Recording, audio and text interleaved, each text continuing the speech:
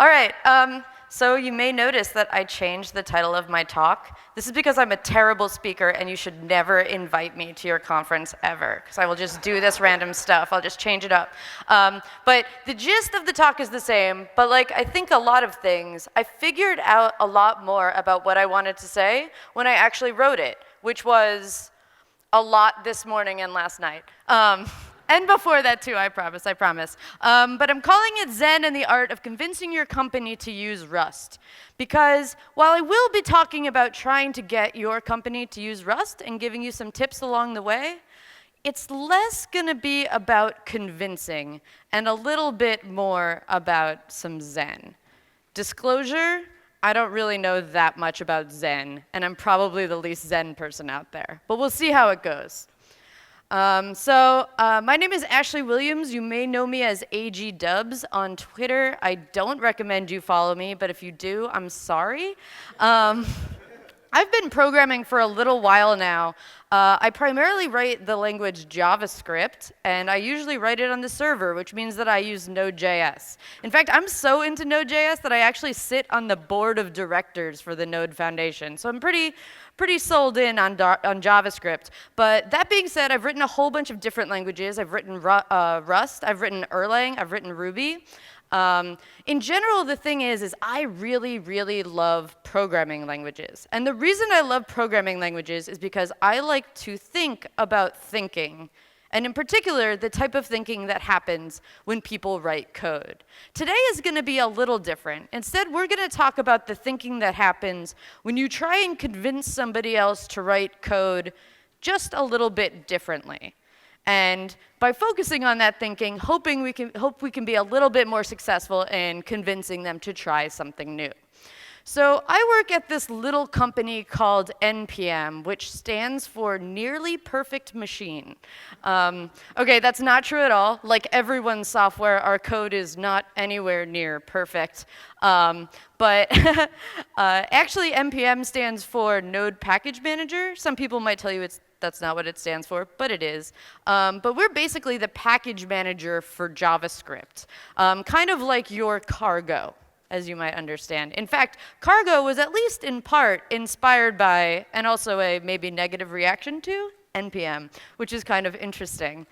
But we often describe ourselves as the package manager for JavaScript, but people put all sorts of things into NPM packages, from CSS to shell scripts to also Rust. And not only do people put tons of things in packages, but they make lots of packages. In fact, as of this morning, there were 472,005 packages in the NPM registry, which makes it, by an order of at least 3, the largest package registry in the world. Now, I'm saying the world because I don't know if aliens have package registries, and theirs might be bigger. I have no idea. Don't want to get too ambitious here. But why am I doing all this talk about NPM, right? So you might be surprised at hearing that something like NPM, which is really a JavaScript and Node developer tool, written by JavaScript and Node developers.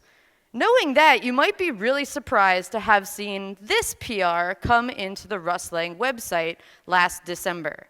I made this PR last December to add NPM to the Rust Friends page, which is a page on the website which lists companies that use Rust in production. So that means, as of December last year, all right, NPM uses Rust in production as part of the registry services. So if you've ever typed NPM install, there's a relatively good chance that at least somewhere along the way, you got to run a little bit of Rust. So the reason we're here today is you're like, oh my gosh, you did it, right? You got your company to write some Rust. How can I get my company to write some Rust? And I'm going to tell you right now that the answer to this is the same as every good answer you'll get for any technical question, which is, it depends. And I can't tell you for sure, I'm sorry. But that being said, there's this book called Zen and the Art of Motorcycle Maintenance, which is the namesake of this talk, and I'll be quoting it a little bit throughout here. But what they say is this, and I think it really fits with asking about how to convince your company to use Rust, which is the number of rational hypotheses that can explain any given phenomena is infinite. So if we say, OK, what are the reasons a company will use Rust? Well, if I think hard enough, I could probably come up with 1,000 answers. And I could probably give a pretty interesting talk about that. That being said, what I'm going to do instead is I'm going to give you 10 tips today that are kind of little stories about my journey with NPM and Rust. And I can't guarantee you that you'll be able to use these to convince your company to use Rust, but I do think that they will make each and every one of you a better Rustation and a better Rust evangelist in general. So, with that being said, let's get started. The very first tip is to not rewrite your software in Rust. Mic drop. Done. See y'all. Just kidding. OK, so you're like, uh-oh, this talk's going weird. What I mean to say is don't completely rewrite your software in Rust. As someone who loves Rust, you might say, yeah, we got to rewrite it in Rust. Rust is definitely the best language. And I'm here to tell you not to do this, because complete rewrites are very often unsuccessful. And nothing sours the taste of a technology more than the memory of your own company's failure. So, before you think about doing a major rewrite in Rust, think twice, because you don't want their first experience to be a complete failure in writing this. So, what do if you want to use Rust? You have this big complex system, but you shouldn't rewrite it, because you know complex rewrites are not a very good idea. The way I like to think about this is to articulate it using this amazing pediatrician's law. It's called Gall's law. And so he loved studying systems. And in particular, he liked studying how systems fail. And so this is what he says. He says a complex system that works is invariably found to have evolved from a simple system that worked. A complex system designed from scratch never works and cannot be patched up to make it work. You have to start over with a simple system. So if you want to bring Rust into your company, there's a good chance that maybe you'll be writing a brand new feature and you'll get that really awesome blank screen and just be like, I will write this from scratch. This is great. Chances are, though, that you are not going to have that option. Instead, your company's going to be like, we have a huge mess and we need to clean it up and we need to add more stuff. You're going to be like, oh no. How do you do this, all right? If you have a complex system, you want to write it in a new language. You don't want to design it from scratch because it's not going to work. What do? So one of the very first engineers at NPM, who is now our CTO, her name is CJ Silverio, she gives a presentation called Cheating Gall's Law. And so this is basically how the law works. And so it helps that we are a web-based service. If you are not, your mileage may vary. But this works out pretty well. So what you do is you have your monolith or your complex system. All right? What you need to do is define a very specific interface, put a proxy in front of your system, and then break off a simple system. So in this sense, what you're doing is you're not rewriting the complex system. You're just splitting off a little tiny piece, and then you can start again from that simple system. You can write a simple system. And this is the architecture which has afforded NPM the ability to do a lot of experimentation, and that includes adding Rust. So what you might see here, all right, you might go, OK, this is kind of like a classic microservices thing. Am I here to give a microservices talk today? No, I'm not here to give a microservices talk today. There's enough people in Hacker News that are really excited about it. Go find one of them. In fact, my opinion of microservices is that they are a useful tool. But remember, once you have a complex system and then you distribute it, you have an even more complex system. It gets more complex. You don't get less complex. You just end up with an agility to be able to try things out by having little systems that you change only one time. But the nice thing about this is that if you don't try to do a complete rewrite, if you're able to identify in your system some sort of generality, something with a really concrete interface, you're able to maintain that interface and then write something in Rust below it. Because at this point, you've made it so that the implementation doesn't matter. This might seem counterintuitive, but when you want to try and convince your company to use Rust, you should make it so the fact that it's written in Rust doesn't matter, because that makes it extremely low risk. And therefore, why would they say no? Why not give it a try? And so speaking of give it a try, this brings me to tip number 2, which is to show up with code. Now, there's this thing in the industry, at least that we say in the United States, which is this thing called skunk works, which I don't even know why it's called that. It sounds bad, and I don't like it. The idea is not that you should like go secretly write your entire product in Rust and then show up one day and be like, here, look at this, because that's going to be terrible. You have no buy-in. Skunk works doesn't work. But what I am saying is show up with code. Rust is one of those things that for people who aren't in this room, it seems really far away. It doesn't even seem possible. So even showing up with even a small bit of code that does something, and especially if that something is even related to what your product does, shows that it's possible, shows that it's real. For many people, Rust is this thing that they hear a lot about on the internet, but isn't terribly concrete. So showing up with code helps. And so for the story, I didn't really know. I thought Rust was cool, but it didn't even occur to me to even show up with code or even introduce Rust to NPM, because NPM has Node. Node is fast, and in particular, Node has async. And that's like the thing for Node, is we have async. And so suddenly, I remember I got this like secret gist one day via Twitter, and it was these docs for Tokio, and it was like, we've rewritten async for Rust, and it's going to be super awesome. And I was like, oh, this is very neat. And the reason I thought this was neat was because currently at the time, I was learning one of the key patterns that we have in the NPM registry, which is called a registry follower, or the follower pattern. And so in general, this is what it looks like. So we have all sorts of user behaviors. You add some collaborators, you star a package, you unpublish, you publish a package. All of these things go into CouchDB. In fact, at the very beginning of NPM, all of NPM was inside CouchDB. We have done that, splitting the monolith and broken it out into tons of little services, but for the most part, this is what it looks like. And this was a huge problem because putting everything inside of CouchDB and then having 2 million people use it, made it catch fire, like really fast, very, very much on fire. It was the most on fire thing ever. So we had to split things out. And so what we started doing was we created followers that watched for these events coming into CouchDB. And so what happens is these changes enter the registry, and then the registry is able to emit a stream of events. And then each one of these followers listens for that event, and for each one of that event, it's able to do something. And so this is one of the key patterns that we have in the NPM registry. And I thought, hey, we have this new async thing. I want to play with the new async thing. I'm learning about this follower pattern. The follower pattern's awesome because you don't have to work at NPM to write an NPM follower. So I had been writing followers in Node to do things like count the bad words that people put in their readmes. So I was like, this could be immediately just kind of interesting, and I could play with it. And I could build something that could make it so that other people in Rust could play with all of this data too.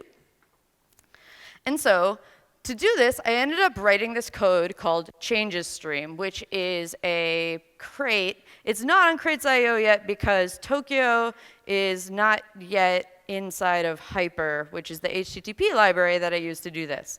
Hoping soon that that will happen. But I was able to write this changes stream Rust, and one of the coolest things about doing this was, one, I was able to play with async. Two, I was able to collaborate with a lot of people in the Rust community and find out how easy it is to get help and how awesome it is for people. You can just walk into IRC and be like, this isn't working. And they'll be like, I really want to help you. Let's do this. In fact, I was able to make that NPM Friends PR from Hawaii because at the Mozilla Work Week, I got to pair program with the person on Hyper who writes Hyper to write this, which was really, really cool. Now, one of my main goals with writing this wasn't to do it in the rustiest way ever. In fact, maybe everyone's looking at this code right now and being like, this is terrible. Why would you do it this way? Are Node streams so good that you want to emulate them with Rust? I don't know, maybe. But my goal was to show up with code to show that I could write something that was NPM-like in Rust. And in fact, this is the original Node code for when I was writing a follower. And you'll see that the interface is nearly identical. So is it very rusty? I don't know, but I don't really care. The fact was I was able to be like, hey, we can do this in Rust. It's possible. And that's the whole goal of showing up with code. So let's move on to my next tip. So you'd think, oh, wow, you did all that work. You showed up with your code. That's really selling it hard. And I'm here to tell you, actually, don't sell it too hard. And I feel like this is important to tell the Rust community because y'all love to sell. You really do. And so I want to say don't. When I was first at NPM, they were looking for another language. They were kind of in the market because we have a bunch of ops stuff, and we needed to write in something other than Node. We were just kind of bored. And so they were interested in Go. And they were checking Go out. Now, if I had shown up, and I had been like, oh my gosh, Go? Go is freaking terrible. Why on earth would you possibly consider using Go? Which I see people smirking, because you're like, oh, I wouldn't say that, but you would.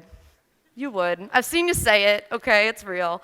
And here's the trick. If I had said that, it wouldn't have worked well. It wouldn't have worked really well at all.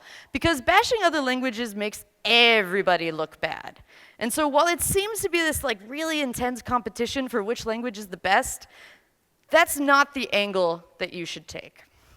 And so I think that the Rust community has done a relatively good job in doing this, but again, as you start looking into your company, the goal is not to make other languages look bad, but to remind people of how awesome and cool Rust is. Literally, by just not bashing other languages, you can actually stand out in the language wars. It makes you exceptional. Now you're saying, okay, Ashley, you said don't sell, but you're saying don't bash other languages. Bashing isn't selling. I'm better than that. And it's like, okay. The other thing I want to caution you is, as someone who's very fanatical or excited about Rust, you probably have a lot to say, and you know a lot about Rust, and you want to make sure the other person knows. So you might be tempted to be very controlling of somebody else's first experience of Rust. You certainly don't want them to have a bad experience, so what you might do is try and be sure that they have a good one. And what I want to say is this: don't do this. If the language is mature, if the language is good, the language is going to speak for itself. You don't want your company to adopt a programming language because you were the one who controlled it all. Because in the end, having a language inside of a company that's dependent on a single person is really bad. And so if maybe you see that as a type of job security, but it's also like a pretty terrible tactic. So the other reason that you don't want to control someone else's first experience is not everyone is going to love everything about Rust right away. Obviously, they'll come to it. But the thing is that the things that you really love about Rust might not be the things that somebody else does, and vice versa. And this is pretty important. So let me tell you a small story. Who here knows what this does? All right. How many people think this is a nice thing? Don't raise your hand. Anyways. So my CTO was learning Rust, and she has lots of cool ideas. We both kind of feel like style is just something that shouldn't get in your way in programming. But it turns out when you're learning something new, sometimes you get a little bit more defensive, and you need things to be more comfortable. And so CJ really didn't want to have the compiler yelling at her about style, because she just wanted to learn Rust, and then she was going to deal with style later, but she didn't want to deal with it. And so she was like, Ashley, what the heck is this style situation? What is going on here? And I used Rust format, and I just was like, I don't care what it does. I'll just do what it tells me, because I didn't have an opinion. So I had to actually look up and find out, what do you do to turn the warnings in the compiler off about style? And basically, you have to put a name tag on your code that says you're bad. So this is obviously up to the people who designed the compiler, but what I would say is, I could have been like, CJ, you gotta do it the Rust way. Don't use this warning, this is an anti-pattern. I could have been really staunch about it. I could be like, that's not very Rust-like of you. But instead I was like, here, use this. Also, I'm sorry that it's so passive-aggressive. Because fundamentally, you know what she ended up doing is she actually ended up writing a bunch of Rust. And if we had gotten totally hung up on this one little thing, it never would have happened, and she would have thought that Rust was super terrible and not a fun experience. So again, remember that people are going to have different experiences than you coming in, and you should give them space to have it. Because criticizing something doesn't necessarily mean that they don't like it. It actually means that they're engaging. So I've told you not to sell, and then clearly what I'm going to do now is I'm going to tell you to sell. So Rust help 5 cents. I almost wrote free Rust help 5 cents, and I was like, that doesn't make any sense. But anyways, so one of the really neat things that had been happening at NPM for a while, even before I got there, was there was a lot of ambient noise about NPM. And it was because people would, about Rust, and a lot of people would just kind of share neat things that they saw about Rust. So instead of selling super hard and trying to control people's experiences, a really useful tactic is to just kind of ambiently share things, drop things in Slack. And so this started happening a bunch, and then it wasn't just me dropping things in, it was a whole bunch of people, to the point where, and I didn't even know this was a thing, but if you use Slack, you can use something called a react-G, which means that if you respond to a Slack message with an emoji, a specific one, it'll auto-generate a channel with all of the things that have that reaction on it. So we clearly used the crab emoji. So everything that gets responded to with the crab emoji lands in our Slack channel. And this is really cool because it starts getting people excited about contributing to this conversation about Rust. We don't even have to be writing any Rust. We're just kind of having an ambient conversation about it. And this is really cool because then, instead of just being you talking about Rust, a bunch of other people will start saying things. And I thought this was a fascinating comment because this was when CJ found out about the Habitat project using Rust and learned some from it, which you all heard about earlier today. And that was something that I didn't even know. So not only are you sharing things, but then that starts encouraging other people to share things about Rust. And then you end up learning things too. Additionally, I know we love to talk about Twitter as being a giant trash fire, because it kind of is, but it does turn out that your tweets matter. And part of the reason I want to talk about this is, so this is Carol Nichols. She is a co-author on the new rewrite of the Rust book, and she was tweeting about, like, oh, are you still having trouble learning lifetimes? And if you're anything like a beginner in Rust, the answer is definitely yes. Definitely still having trouble, and so she was sharing about some work and wanting some help. And while she may not have gotten a lot of responses on Twitter via this, not a lot of replies, what she didn't know is that inside NPM, CJ was sharing this to try and get other people who are interested in Rust inside NPM up to speed. So even if you're not seeing the engagement that you'd want to with your tweets about Rust, you'll actually be surprised to find that people are taking those and bringing them inside their companies and having those conversations there. All right, so now we're on to tip number 5. And this is something that I love to say all the time. If you came to RustBridge yesterday, you would have heard me say it. And it's that the hard part of programming isn't programming. It's true, it's not. In fact, it's all of the things around programming. It's how to get started with a project. It's documentation. So Rust has amazing docs. And single-handedly, if I was told it by the NPM people why they ended up choosing Rust over Go, it was because of the documentation. They're because there's documentation here, and I can find it. It was a combination of having the API reference and also the narrative docs alongside that to help that out. But what I would say is, like, while they cited that the docs were really important, I think that the tooling also helped. NPM is a package manager, so we clearly care a lot about package management. The chances of us switching to a language that doesn't have a package manager is going to be pretty tricky. Probably because the threat of us trying to write one would be too great, and we'd get very distracted. But having all of this tooling around it really made getting up and running fast. Additionally, having all this tooling also kind of assuaged the fear of, is this idiomatic Rust? At least you had some helpers along the way to kind of get you working that way. And last but not least, we didn't even say it because I think for us it was too obvious, but most tech communities are terrible. And the Rust community has put a lot of effort into making the community really, really awesome. I'm not allowed to give specific examples of why I think certain other communities are really bad, but what I can say is I've always had a really fantastic experience with the Rust community. And they might be afraid to say it, but reminding people that it's a very safe and welcoming community is a really huge selling point. I can't tell you how many times I have to tell NPM people, it's okay to go on the Rust IRC. It's not awful. It's not awful, I promise. They have so much fear because experiences before on those types of platforms have been so bad.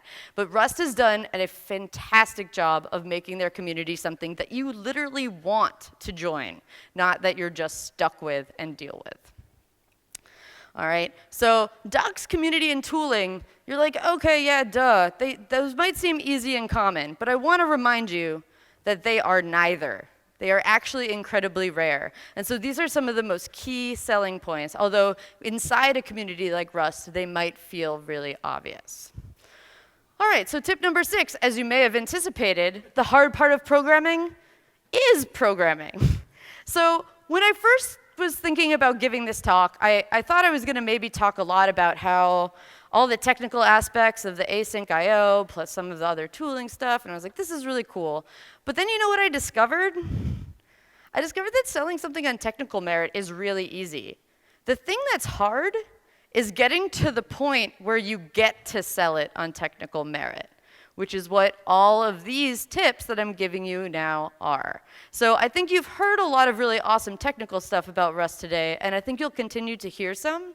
So if you were wondering, oh no, where is all the technical element here? What I'm trying to do is give you a platform so you can get to that position where then you can say, oh, well, Rust is super fast, Rust is super secure, all of that. But it turns out to getting to that conversation, like really getting to it, like you're really thinking about using that language, takes a lot longer. And the vast majority of that conversation up to that point isn't necessarily about technical merit. All right. And so this brings me to tip number 7, which is that you need to be prepared for things to change. Like any good programmer, this is why we use version control, this is why we use version managers. Things change, and it turns out that dealing with change is hard.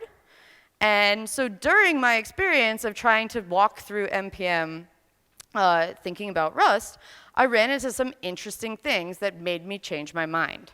So I'll give you a problem. All right, so our Node service logs are full of runtime errors. If yours aren't, I don't know what you're doing, okay? Node, it's got runtime errors.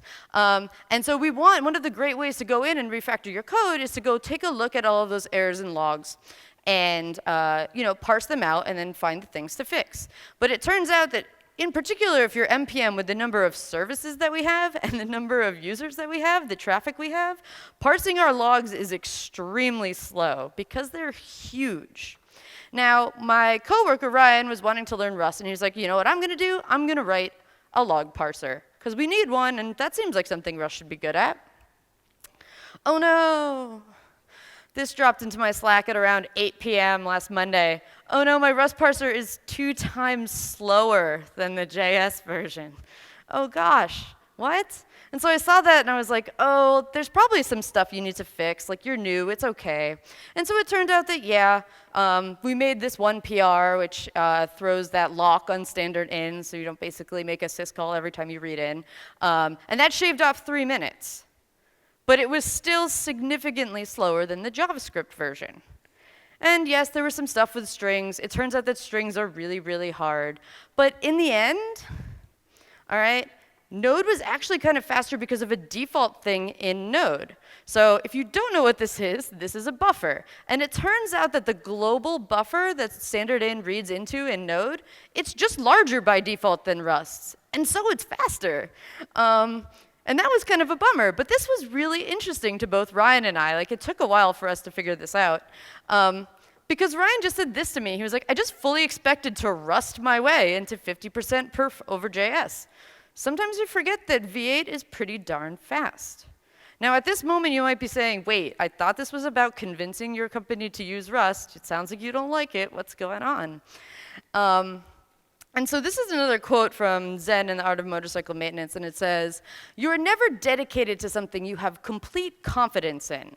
No one is fanatically shouting that the sun is going to rise tomorrow.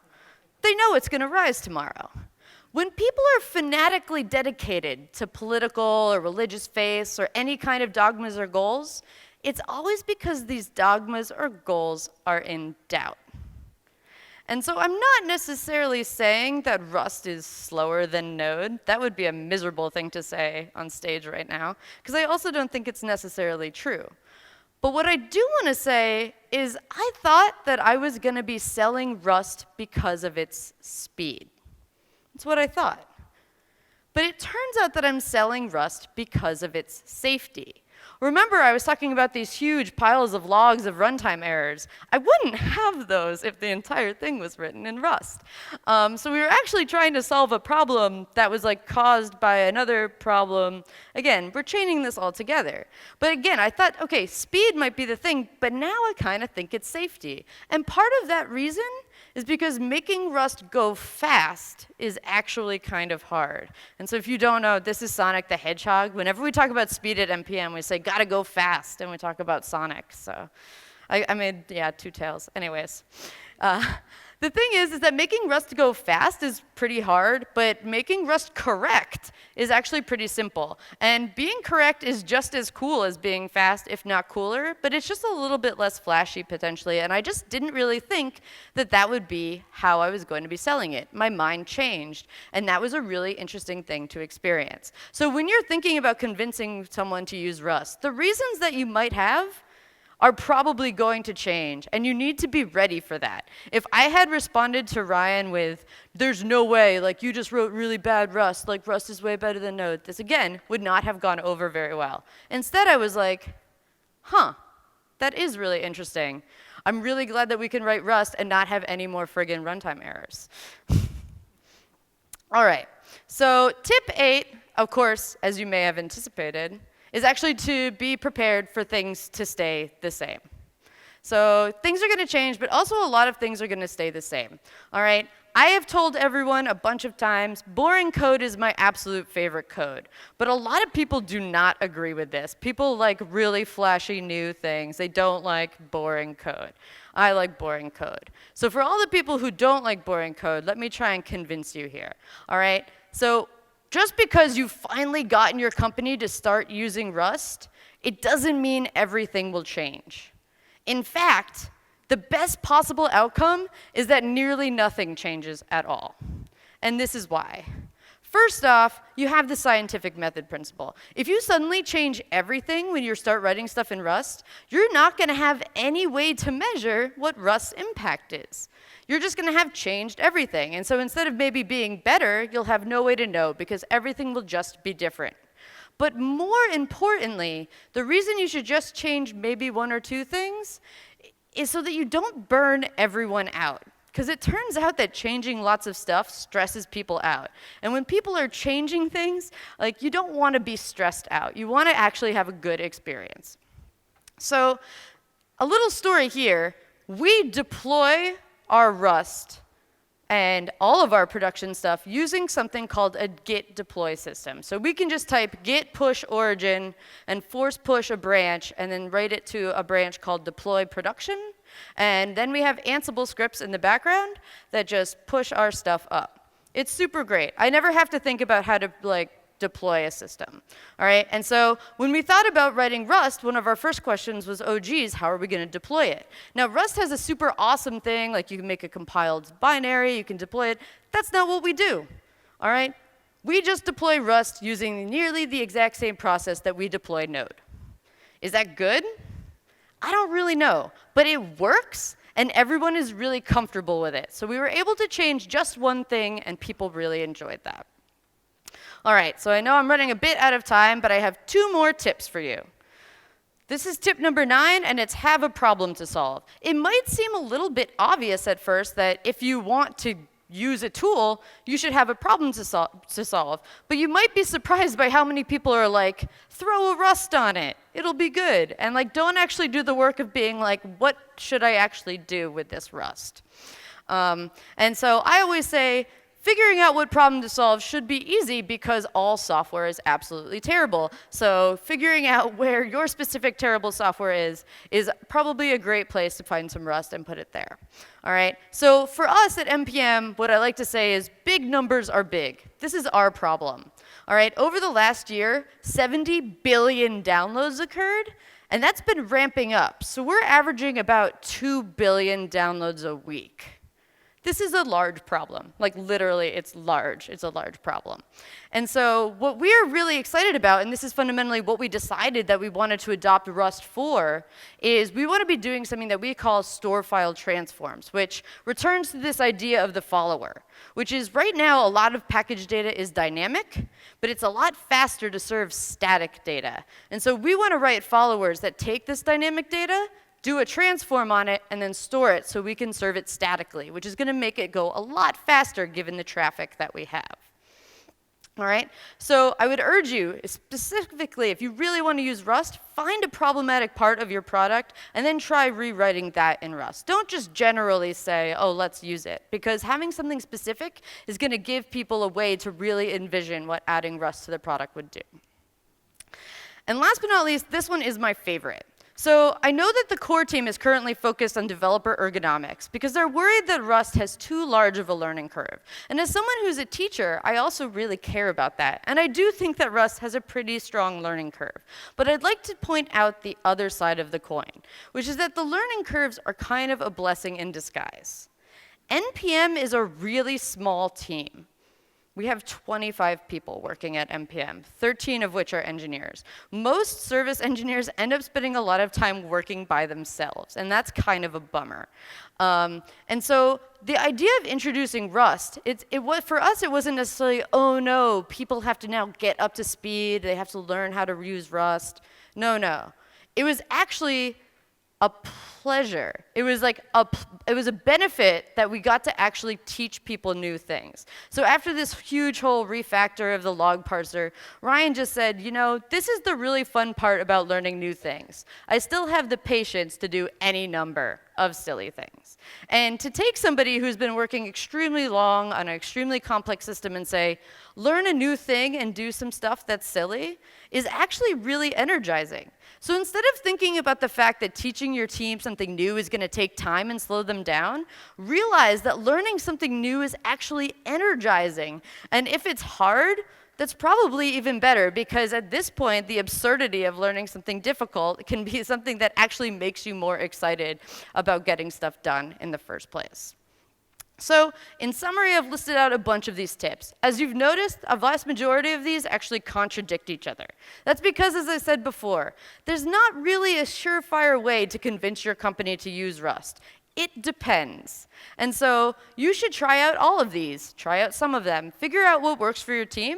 But there should be something in here, at least. If it's not necessarily convincing your team to use Rust, it's convincing anyone to literally do anything. Because there's nothing special necessarily about convincing someone to use a programming language. So I'd like to leave you with this. If you are going to repair a motorcycle or convince your company to use Rust, an adequate supply of gumption is the first and most important tool. If you haven't got that, you might as well gather up all the other tools and put them away, because they won't do you any good.